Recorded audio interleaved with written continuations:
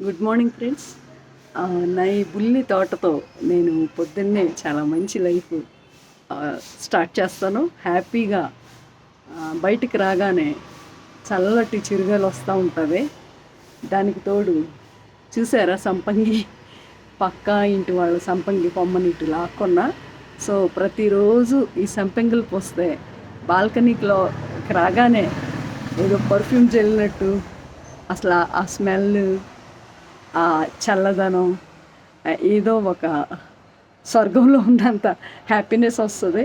ఈ మొక్కల్లోకి రాగానే ఇవన్నీ కూడా మనతో మాట్లాడుతున్నట్టు ఒక గార్డెన్ని మనం క్రియేట్ చేసుకుంటే అది మనకి చాలా హ్యాపీనెస్ ఇస్తుంది.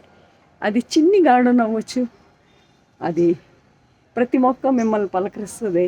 ప్రతి మొక్క ప్రోగ్రెస్ మీ లైఫ్లో కూడా ప్రోగ్రెస్ని చూపిస్తుంది. మీరు చూడొచ్చు, ఇదంతా నా కలెక్షను. రోజు రాగానే ఫస్ట్ ఇవన్నీ నన్ను పలకరిస్తాయి.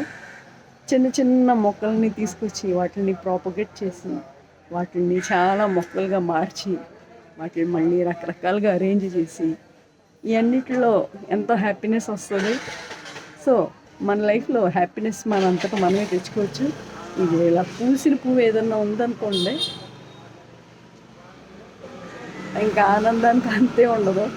అది మనల్ని రోజంతా కూడా తనలాగా అందరికీ ఆనందాన్ని ఇస్తూ అందాన్ని చిందిస్తూ ఉండదని మనకి ఇవ్వండి. ఇలా బటర్ఫ్లైస్ కూడా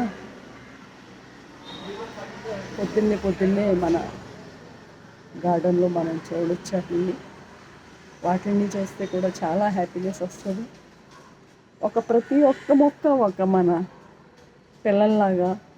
ఇవి చూసారా, నేను స్నేక్ ప్లాంట్ అన్నీ తీసేసాక వేరులోంచి మళ్ళీ ఆ మట్టిని అలా ఉంచేస్తే ఆ వేరులోంచి మళ్ళీ కొత్త మొక్కలు పుట్టుకొస్తుంది.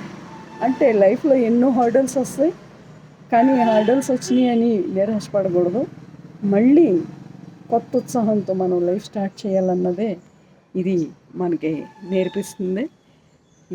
ఇవన్నీ మొన్నే ప్రాపగేట్ చేసే, వీటికి మళ్ళీ కొత్తగా చిగురులు వచ్చినాయి. వీటిని అన్నిటినీ కటింగ్ చేసాను అన్నమాట, ప్రూనింగ్ చేసే కాదు. చూసారా ఎంత అందంగా గ్రో అవుతున్నాయో. వాటిలో ఫ్రెష్నెస్ చూసాక మనకు కూడా ఫ్రెష్గా ఉండకుండా ఎలా ఉంటాం చెప్పండి. సో నా ఫ్రెష్నెస్కి, నా ఎనర్జీకి నా బుల్లి గార్డెన్ ఒక కారణం.